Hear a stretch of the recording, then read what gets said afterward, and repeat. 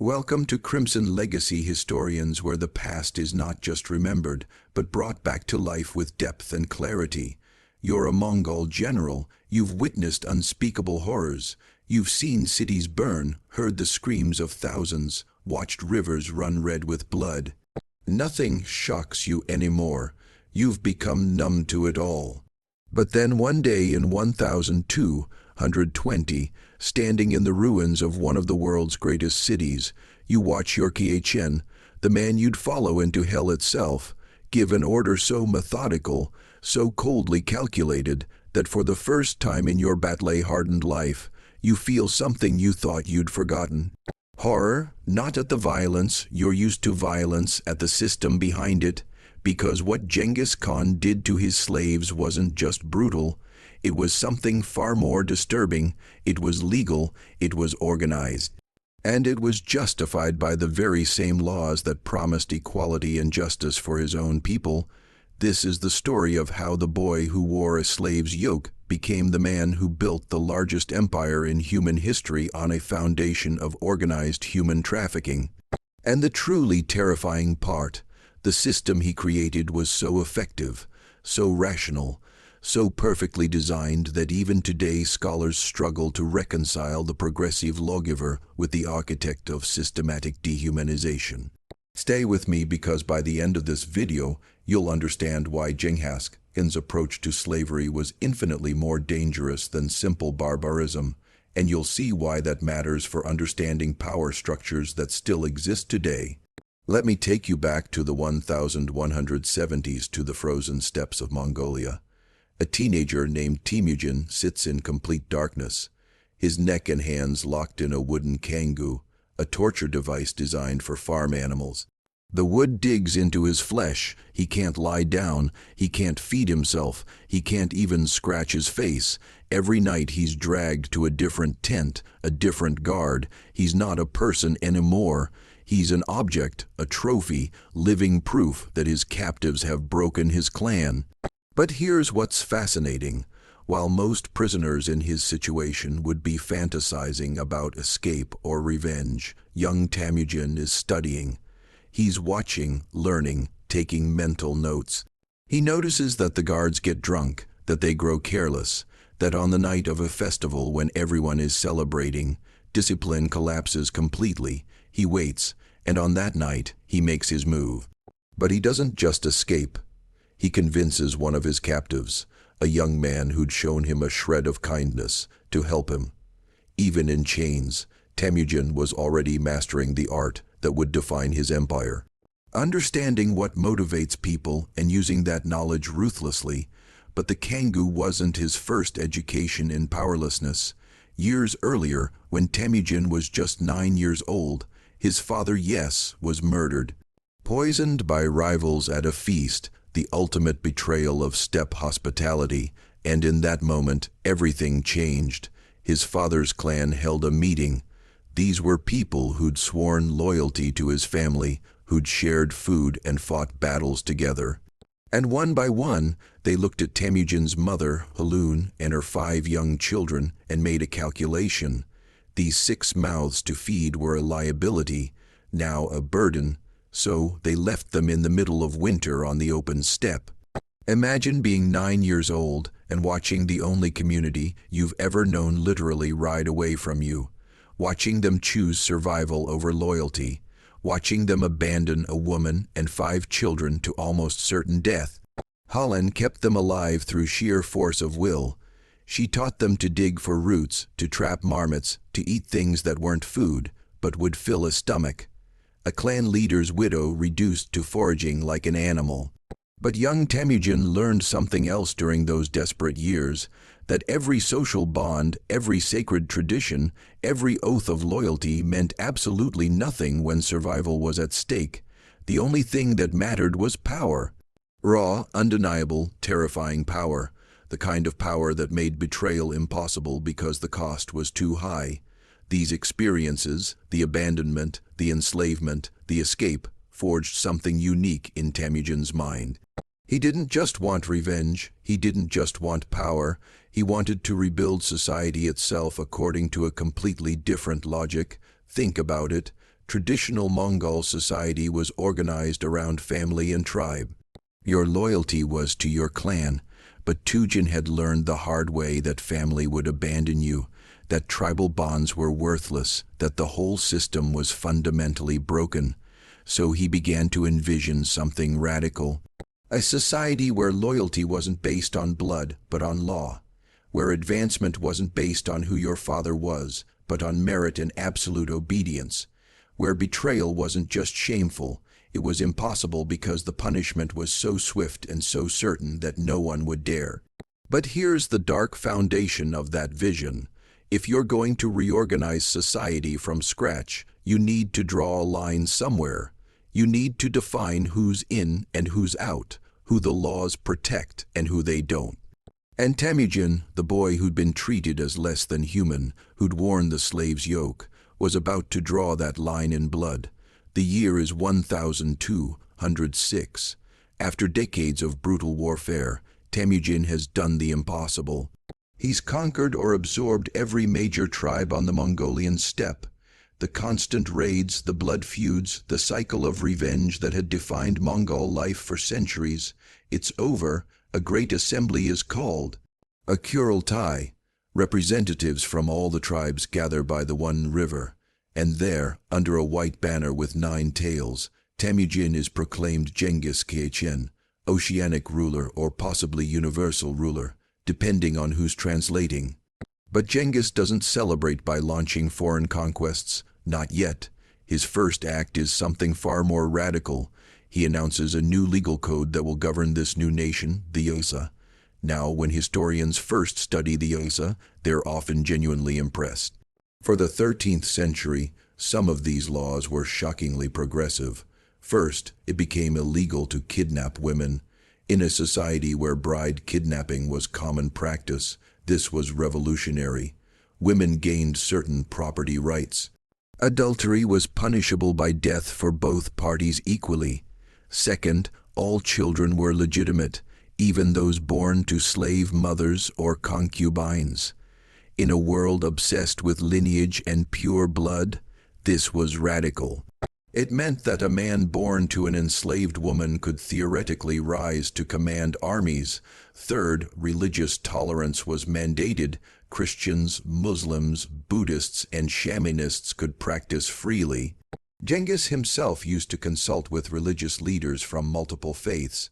In an era of religious warfare, this was genuinely enlightened. Fourth, a meritocracy was established. Promotion in the military wasn't based on noble birth, but on ability. A shepherd could become a general if he proved his worth, and perhaps most tellingly, it became illegal for any Mongol to be enslaved. If a Mongol was captured, any other Mongol who encountered them was legally obligated to free them or face severe punishment. Reading these laws, you'd think Genghis Khan, the boy who'd worn the slave's yoke, was building a just society based on his own suffering. You'd think he'd learned empathy from his trauma. You'd be completely wrong, because buried in the Yasa were other provisions, quieter ones that revealed the true architecture of this new world. The same law that forbade the enslavement of Mongols, it explicitly allowed the enslavement of non-Mongs. The same law that mandated helping enslaved Mongols escape, it prescribed the death penalty for anyone who helped a non-Mongol slave escape. Religious tolerance, absolutely, as long as you paid your taxes and provided tribute when demanded, and part of that tribute could be human. Do you see what he did? He didn't abolish slavery. He weaponized it. He created a system where all the progressive enlightened laws applied exclusively to one group, Mongols, while everyone else existed in a legal gray zone where they had no protections whatsoever. But the Yasa did something even more fundamental. It completely dismantled the traditional tribal structure. Genghis reorganized the entire Mongol population and army into units of 10, 100, 1, 0, 0, 0, and 10, 0, 0, 0. An Arban was 10 men, a Jajin was 100, a Minkan was 1, 0, 0, 0, and a Tumen was 10, 0, 0, 0. Your commander wasn't your clan chief anymore. Your loyalty wasn't to your family. It was to your unit and ultimately to the Khen himself. If even one man in a unit of 10 fled from battle, the entire unit would be executed. If one unit in a group of 10 units broke, all 10 units would be punished. This created a system of collective responsibility that made betrayal not just dangerous for you, but for everyone you cared about. And here's the genius and the horror of it. This system didn't rely on loyalty to a person. It relied on fear of a system. It was self-enforcing. It was impersonal. It was perfect. The first crack in the facade came early with a governor named Kechai. Genghis had appointed Kechai to govern tribes in the forest regions of Siberia. By all accounts, Kechai was an effective administrator. The tribes paid their tribute. Order was maintained, but Kechai had a weakness. He started abducting local women for his personal harem, not just 1 or 2 dozens. He was using his position to build a private collection of enslaved women. Now remember, the Yeser explicitly forbade the kidnapping of women. It was one of the most celebrated progressive elements of the law. The local tribes pushed beyond their limits, finally rebelled. They captured Kechai and killed him. So what did Genghis Khan do? Did he praise these tribes for defending their women? Did he acknowledge that Kechai had violated the sacred law? He sent an army to crush the rebellion. The message was clear. Kechai's crime wasn't the abductions, it was getting caught. It was causing instability. It was creating administrative chaos that required military intervention to solve. The Yose protected women, Mongol women, everyone else, they were in a different category entirely. And his generals, who'd been genuinely impressed by the progressive nature of the Yasa, started to understand that they'd misread the situation. The law wasn't about justice, it was about efficiency. It was about creating a stable, powerful Mongol nation that could project force outward without cannibalizing itself. But they didn't fully understand the implications. Not yet. Not until Bukhara. Let me set the scene for you. It's 1220. Bukhara is one of the greatest cities in the Islamic world, a center of learning, art, and commerce. The libraries here contain knowledge from across the known world.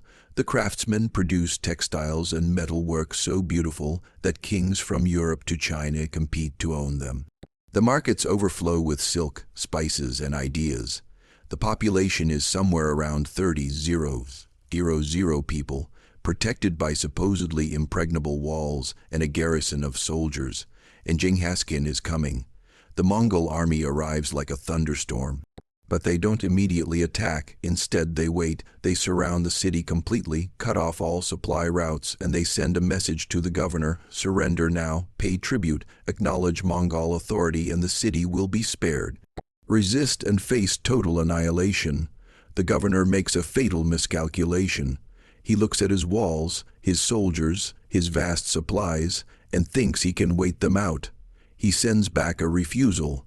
The Mongols don't waste time with a prolonged siege. They divert a nearby river, flooding the city's defensive moat and destroying the walls. Within days, the outer defenses collapse. The Turkish garrison, realizing the battle is lost, tries to fight their way out. They're cut down almost to a man. The city's citadel holds out for 12 more days, but it's pointless. When it finally falls, every soldier inside is executed. But here's what's interesting. The civilian population isn't massacred. Not yet. Genghis Khan himself enters the city. He rides directly to the Grand Mosque, the holiest site in Bukhara. His soldiers throw the sacred Qurans onto the floor. They use the ornate chests that held these holy texts as feed troughs for their horses. Then he orders the city's elite, the wealthy merchants, the religious leaders, the nobility to gather in the mosque's courtyard.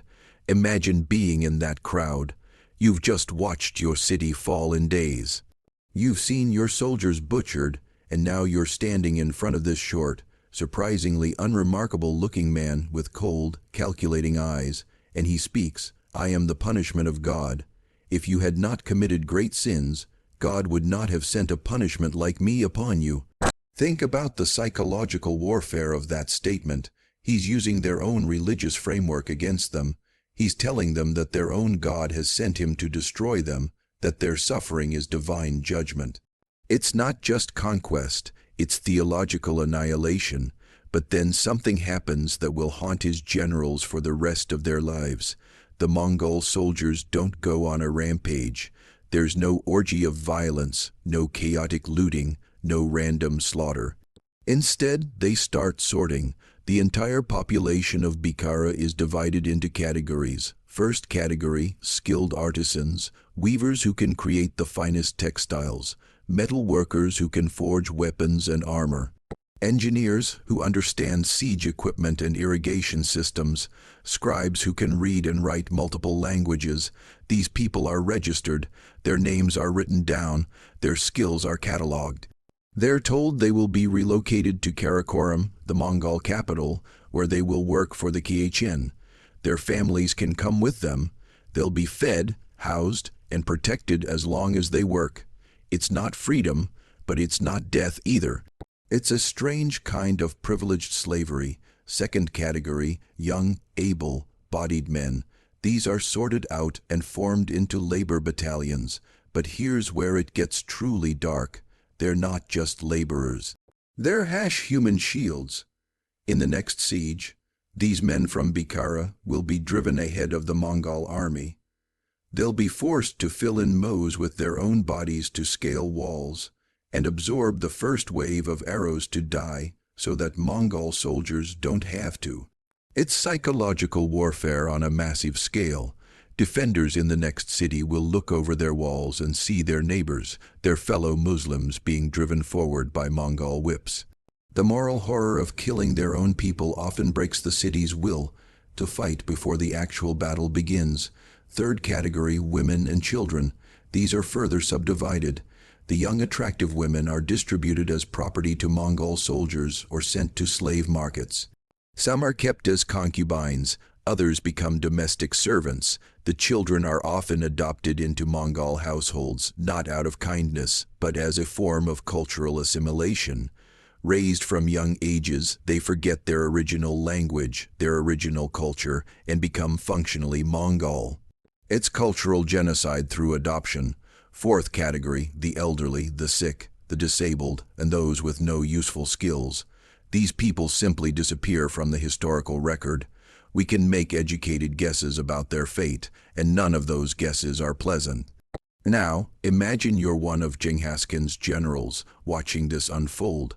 You've been following this man for years. You believed in the Osa. You believed that you were building something better than the chaotic, violent steppe life of the past. And now you're watching an entire city being processed like cattle. You're watching human beings reduced to economic units. You're watching the same man who forbade the enslavement of Mongols oversee the systematic enslavement of tens of thousands of people. And then it hits you, the Yosa was never meant to protect people. It was meant to protect Mongols. Everyone else isn't covered by the law. They're not even human in the legal sense. They're resources, assets, property.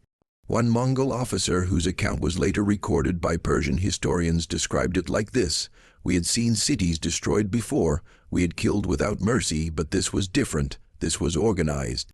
It felt like we were farmers harvesting a crop, not warriors conquering an enemy, and I realized that in the Khen's vision, that's exactly what we were." Some generals embraced this new reality enthusiastically. They became administrators of human trafficking on an industrial scale. They grew wealthy beyond imagination, but others struggled with it, not because they were squeamish about violence. Remember, these were men who'd spent their lives in brutal warfare, but because the system violated something fundamental about how they understood warfare. In traditional steppe combat, you fought your enemy, you defeated them, you took their stuff and maybe took some slaves. But there was a certain comprehensibility to it, a beginning and an end. This was different. This was turning conquest into a repeatable industrial process. It was the bureaucratization of human suffering. And the truly disturbing part, it worked. It worked incredibly well. After Bikar came Samarkand, then Nishapur, then Baghdad. Each city that fell fed the machine.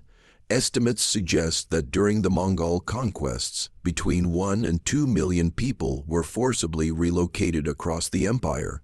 That's not counting those killed or those enslaved but kept in their home regions. Think about the logistics of moving 1 million people across Asia in the 13th century. The organization required the recordkeeping, the supply chains to feed them on the march. The Mongols developed an entire administrative apparatus just for managing conquered populations. They created a registry system that tracked skilled workers across the empire. A blacksmith taken from Bukhara might find himself in Karakoram working alongside a Chinese engineer and a Russian goldsmith. It was in a twisted way one of the first truly global workforces. But here's what made the system even more insidious. It created a hierarchy among the enslaved populations themselves. At the top were the skilled artisans in Mongol service. They had a strange kind of security. As long as they produced, they were valuable. They were fed.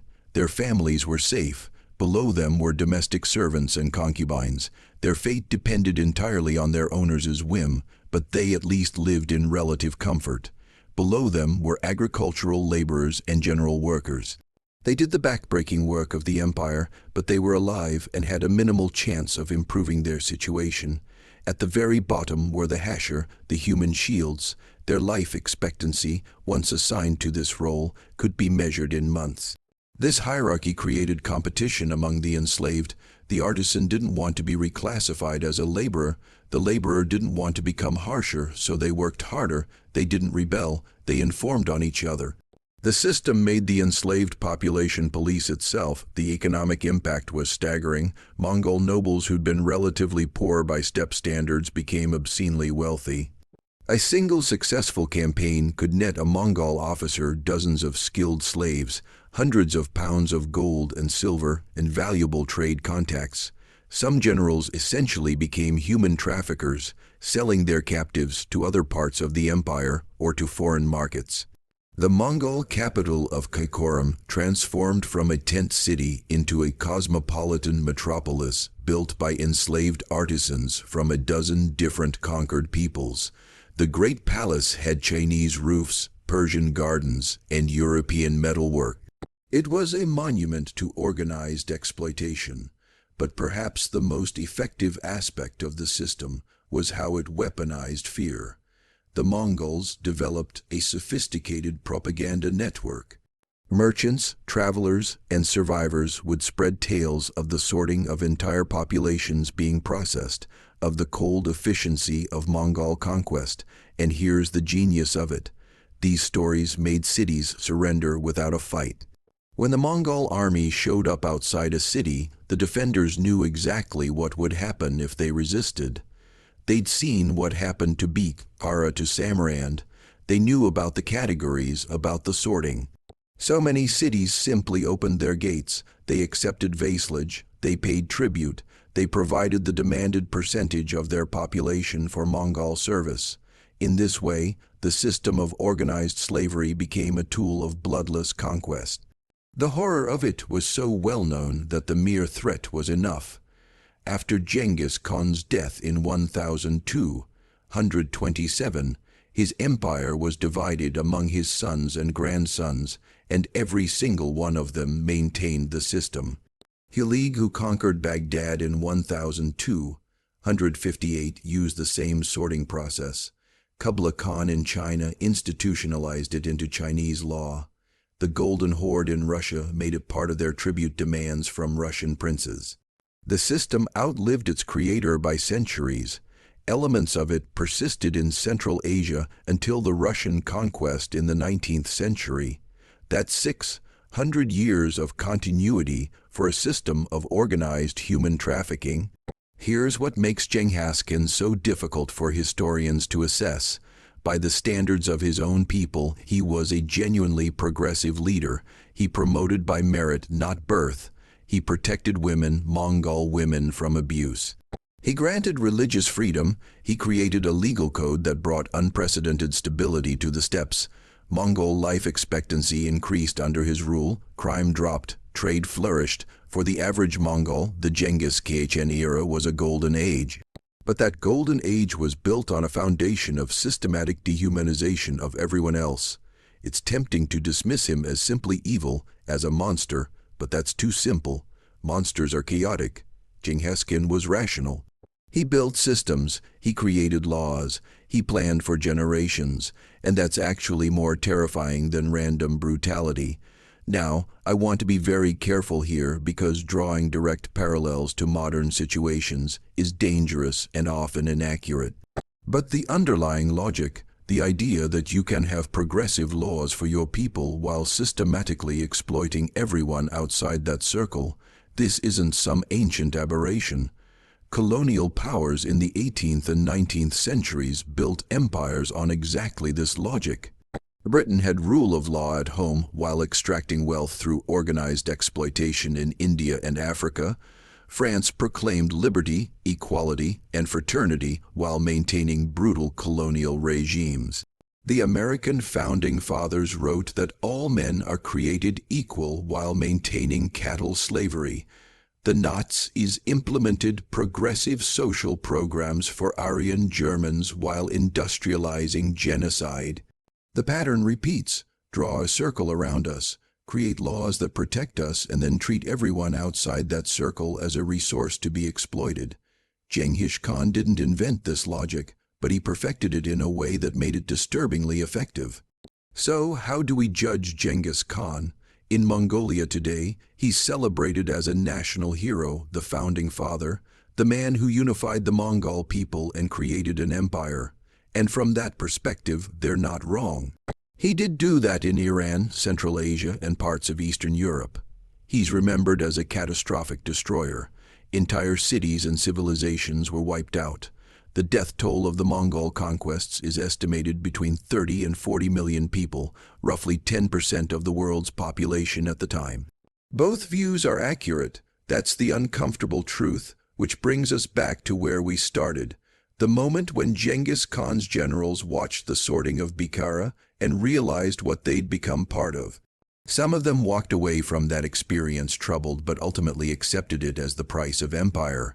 Others embraced it fully and built their fortunes on it. A few, very few, expressed doubts in writings that survive to this day. But none of them stopped because they couldn't. The system was too big, too efficient, too embedded in the structure of the empire. And maybe that's the most disturbing lesson of all, that people can be aware they're part of something monstrous and still participate because the system makes opting out impossible. So here's the question I'll leave you with.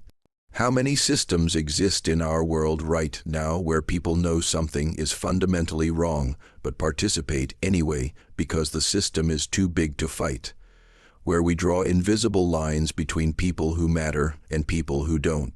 How often do we, like those Mongol generals, convince ourselves that the efficiency of a system justifies its inhumanity? The story of Genghis Khan's slavery system isn't just about one historical figure or one empire. It's about how easily humans can rationalize organized cruelty when it's dressed up in the language of law, efficiency, and civilization. The boy who wore the slave's yoke became the man who built an empire on systematic enslavement. And he did it not through chaos, but through order, not through mindless brutality, but through careful legal architecture that should terrify us more than any tale of simple savagery. If you found this deep dive into the darker mechanisms of history valuable, subscribe to the channel. We don't sanitize the past here.